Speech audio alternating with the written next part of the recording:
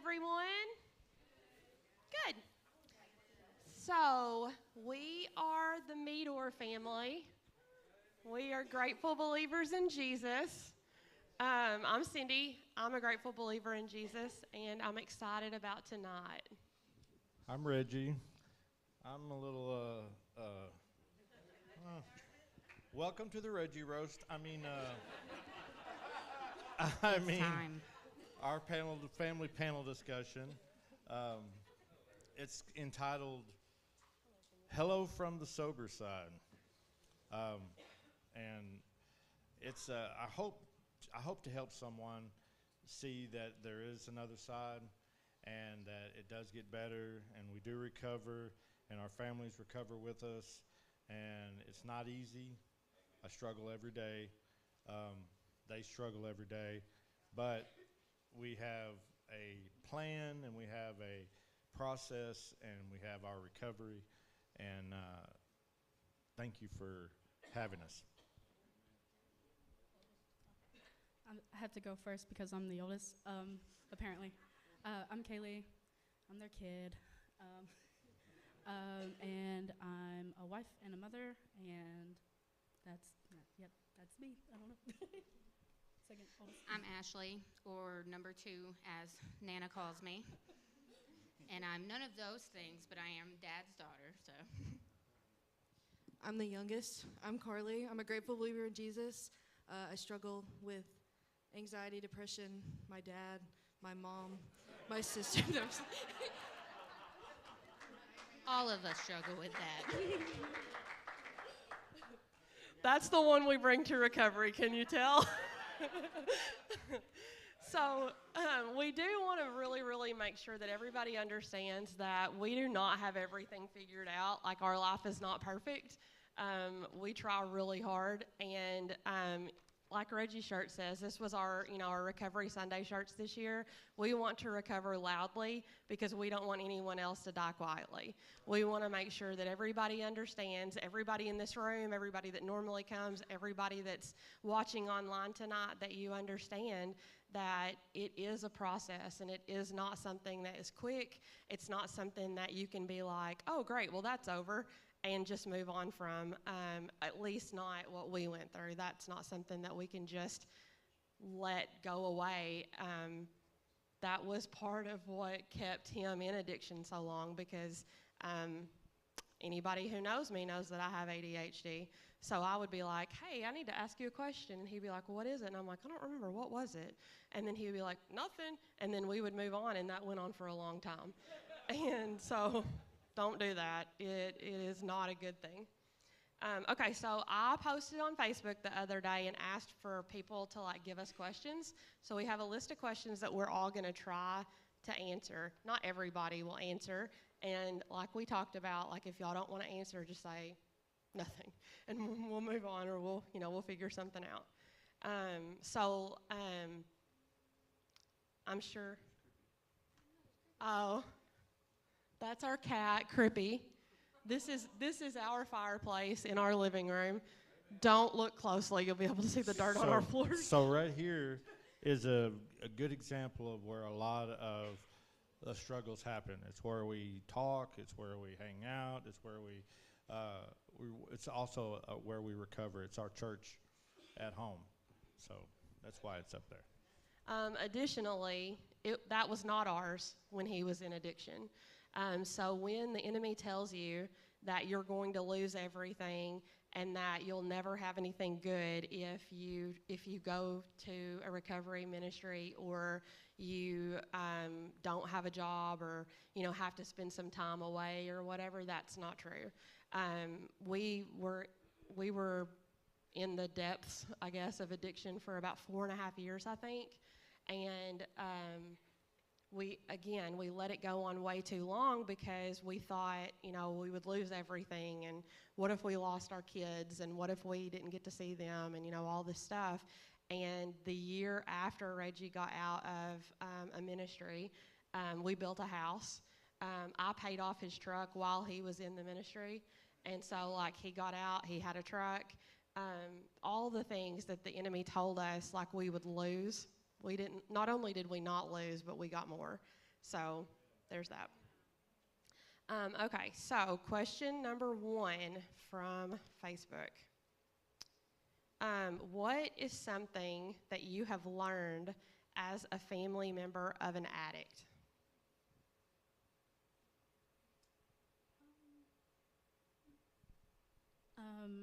It's not like an uncommon occurrence. Like I have several like peers that have gone through the same thing. Not only are they have parents in the same program or just in general, and their parents might be going through it too. So it's very like common, if that makes sense. It's not something I feel alone in at all.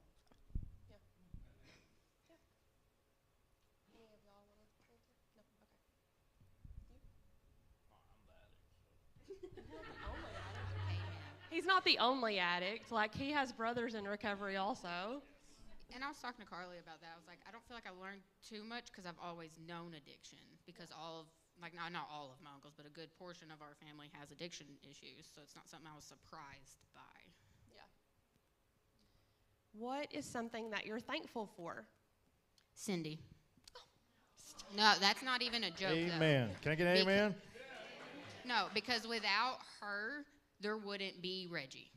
Because I wasn't going to put up, none of us would have put up with what, without her, we wouldn't have our dad. So I'm thankful for Cindy. We weren't grown enough to put up with it either, you know. Yeah. And she didn't have to stick by him, but she did. And we're thankful for that. I just want to say, too, like, so Kaylee and Ashley, they have a mom. She comes to church here. Her name's Amanda. She's super amazing. And, like, just because they had a different story, like Reggie and Amanda had a different story than I did with him, doesn't mean anything toward her. Like, she's an amazing mom. She was a great wife. I'm very, very thankful for her. She taught me a lot, honestly, in the time that because he actually relapsed. So, like, when they were married, he had a problem with addiction. He got saved and completely gave up everything. For 10 years. For 10 years, and then relapsed. And so, just because we don't have the same story doesn't mean that her story wasn't very, very important in our story even. Oh, yeah, she's instrumental in helping us co-parent. Her and her husband both, Brian, they're great people, and we couldn't have done what we got done without them. Yep. Yeah. Okay, so this is specifically for the girls. How has addiction altered your personal relationships with other people?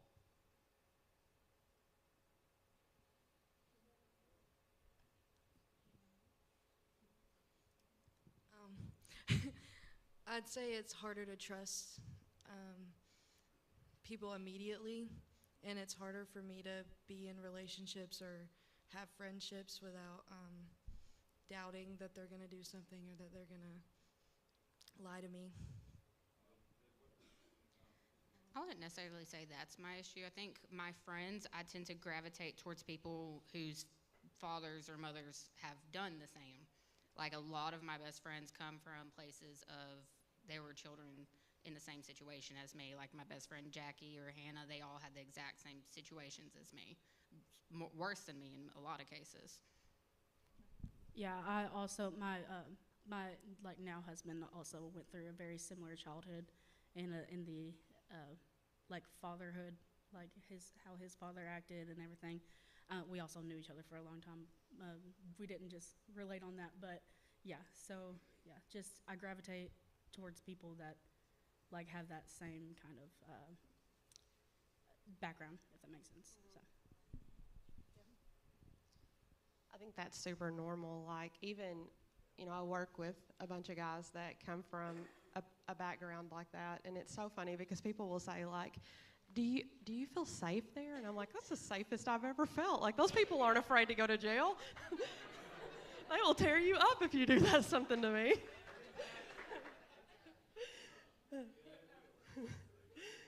Do you still have fear of relapse when stressful and hard things happen? And if not, how long did it take for that to go away?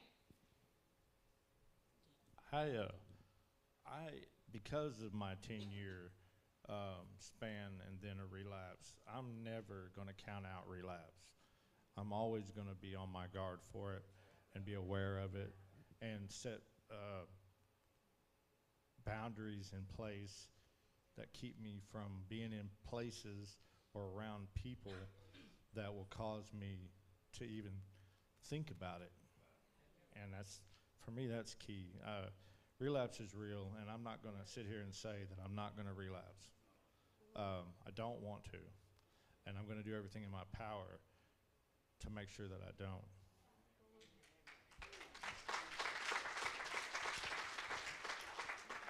For me, I don't fear relapse because I'm the relapse police. So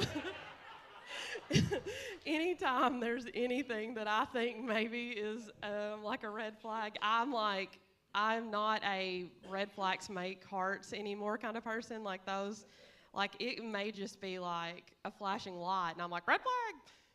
Yeah, we have the drug test in the bathroom sink drawers, so somewhere buried in there. We haven't broke them out in a long time, but we probably will.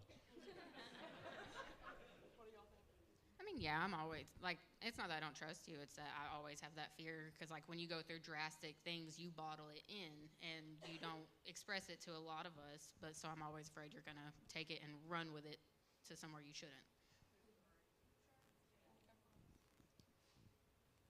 Okay, so how did addiction affect your emotional well-being?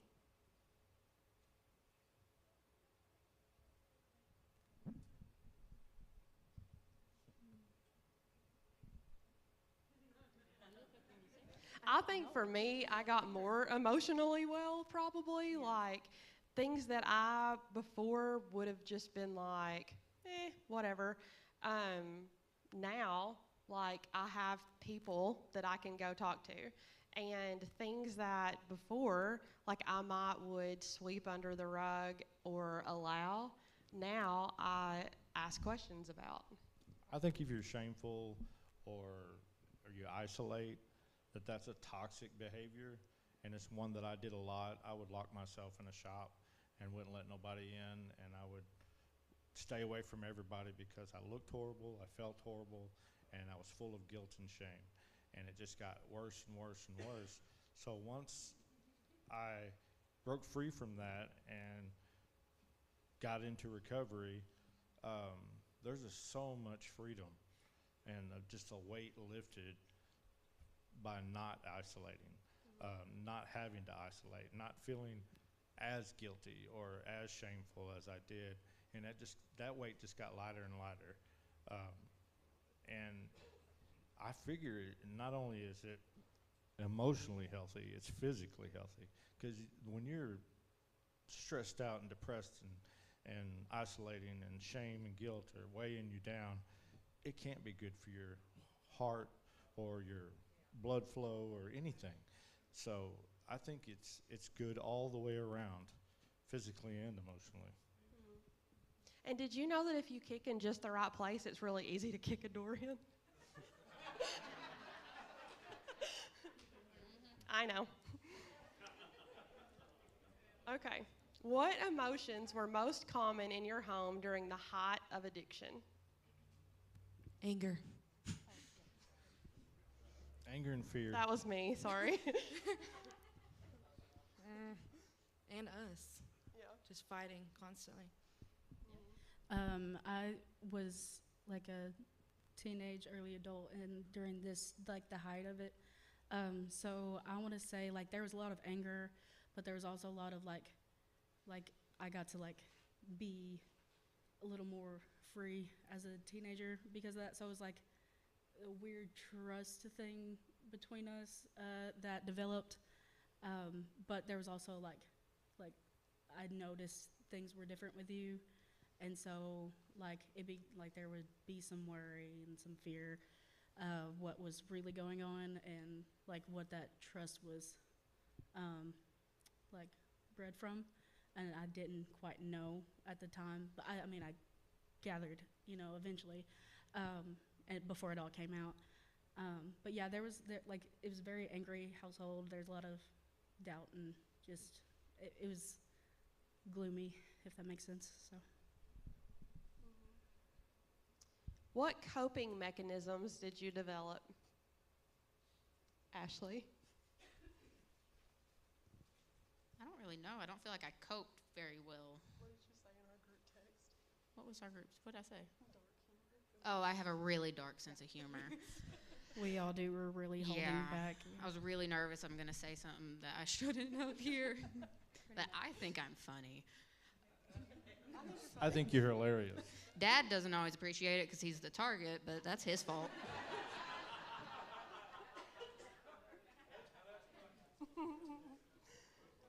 Did you seek therapy, support groups, or spiritual help?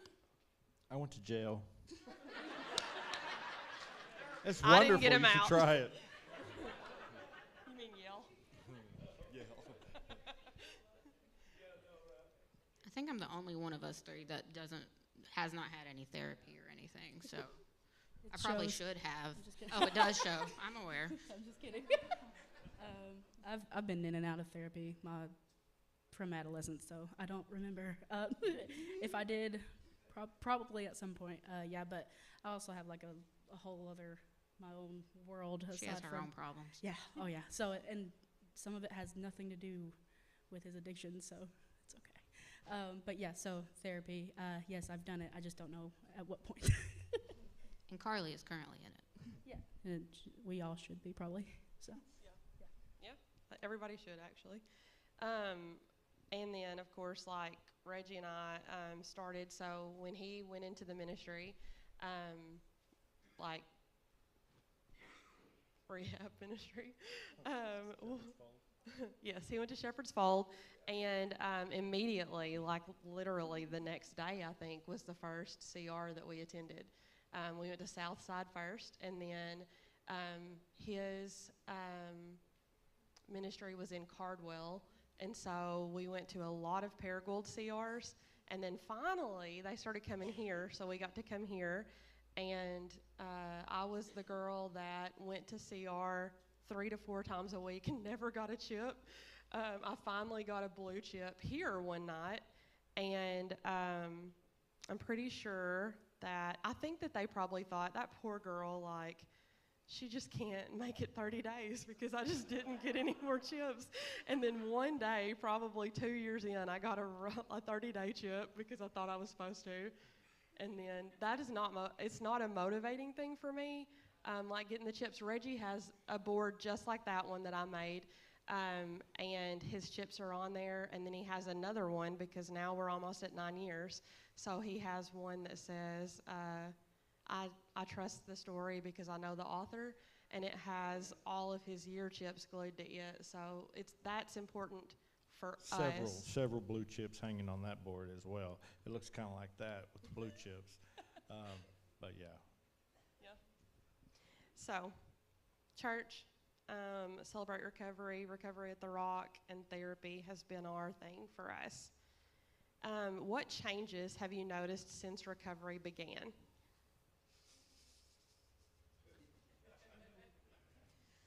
I love you. You got a belly now. That was the only thing I could think of. I could probably think of a few more. Yeah, but that was the best one. He used to weigh less than me, and it was depressing. Your father should never weigh less than his 18-year-old daughter. I looked awful, and I had chicken pox real bad, and I was pulling hair out of my face, and when I didn't need to shave because I pulled it all out, and I looked terrible. I looked really, really bad, and it was killing me. And thank God for Truman Police.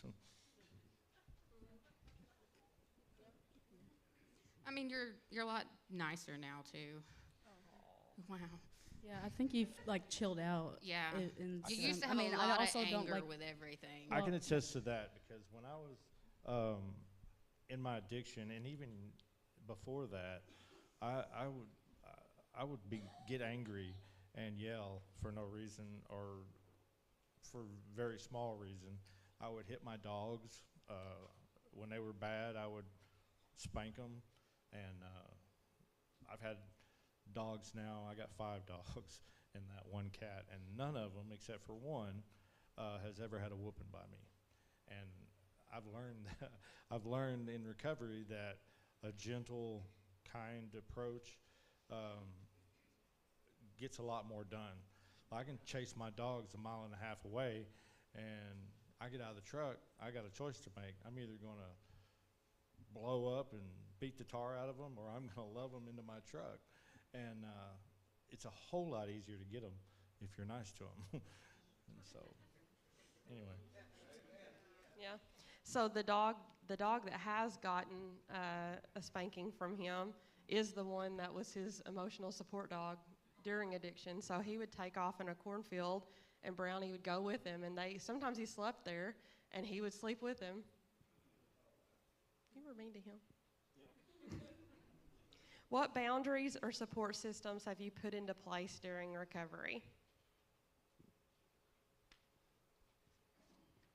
I don't really feel like we have very many boundaries. I didn't have boundaries then. I don't have them now. It's maybe a good thing, maybe not. But for us, like as a family, so one of the questions that's on here talks about like, how did you deal with an absent parent and some stuff like that. But like, honestly, we didn't experience that. Reggie wasn't really absent. Sometimes we wanted him to be absent, but he was there. So we didn't have that. And boundaries, I mean, you know, boundaries are good for 2 things, for keeping things in or for keeping things out. And we didn't want him to be kept out. We did sometimes want him to be kept in. But setting up boundaries, we have boundaries for people and places, not really for each other, if that makes any sense. Like, there's not a question that we can't ask each other. And there's not, even sometimes I'll say, like, please don't get upset, but I'm going to ask you, like, you know, have you done anything? And like used to, if I would say, please don't get upset, he would get upset. But he doesn't do that anymore. Like, he just answers the question usually now. I feel like my support system and boundaries are all in this building. This church and my church family has been instrumental in my recovery, and it's what works. So I dedicate my life to this church in recovery and on Sunday morning, because that's where I'm living my best life. That's where I'm the happiest I've ever been. So why would I change that? So that's what I'm going to do. Okay, what helped you the most in getting through the hardest parts? For me, it would be, because I was going through my own stuff, but so my person was my mom, because that was my trusted adult at the time. I mean, you were too, but yeah, obviously, but yeah. So it was my person. So. I mean, mine was Carly. She's always been my person, because at the time I was not happy with my mother because of things going on with you, because she was trying to protect me from you, and I didn't see it that way because I was ride or die for my dad. And then, so my way of getting through it was to make sure Carly was okay. From day one, I've always wanted to make sure she was okay, so that made me better. Do you have an answer for that, Barry? No? Okay. What was the question? What helped you the most? So Jeff Adams helped me the most. We went to therapy with Jeff, and he was my guy. He made me mad one day, though, because he told me, I said, I can't do this anymore. Like, I don't want to do this. And he said, you're right. And I was like, thank you, finally. And then he said, but God can, and I hung up on him. We're done here. Click. We love you, Jeff. And Jeff Watson. How did you start feeling safe with your parent again? The issue is I never really felt unsafe with him. My dad was never going to let anything happen to me.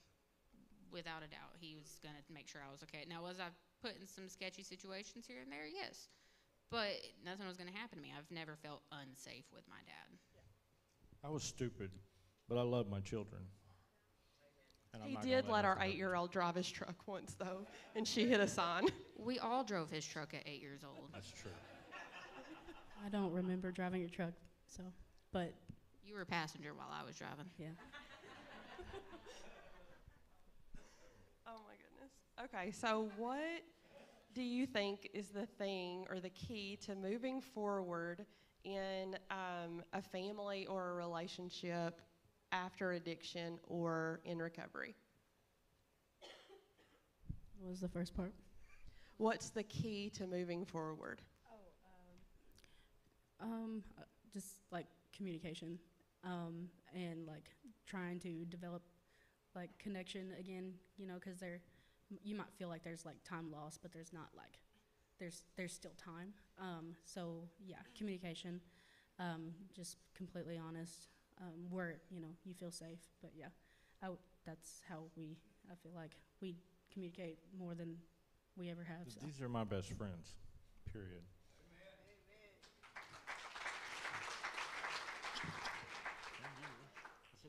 My answer is God.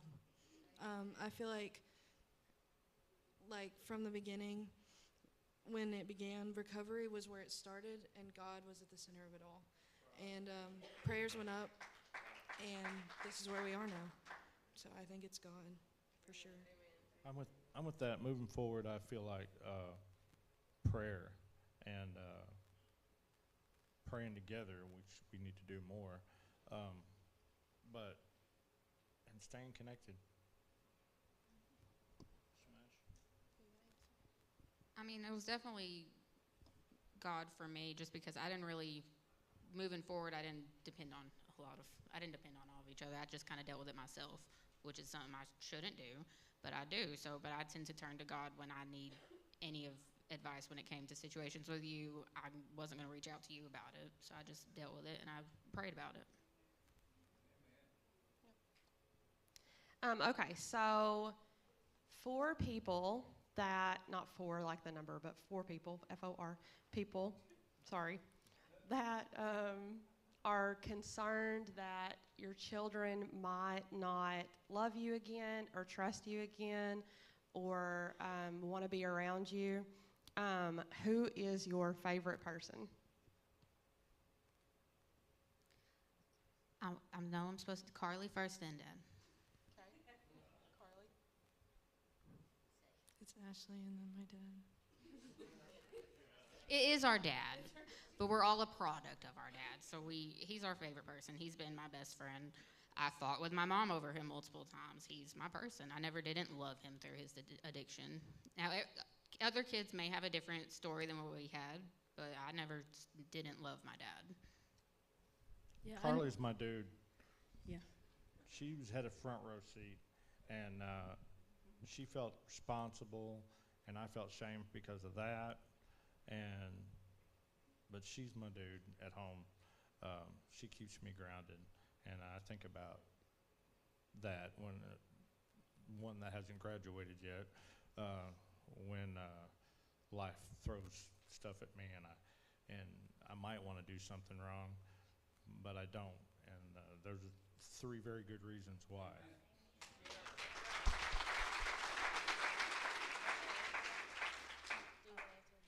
I was gonna say, I mean, I've also considered like you my best friend. Like now, like I think growing up with the growing pains of just everything like we've been through in life in general and addiction.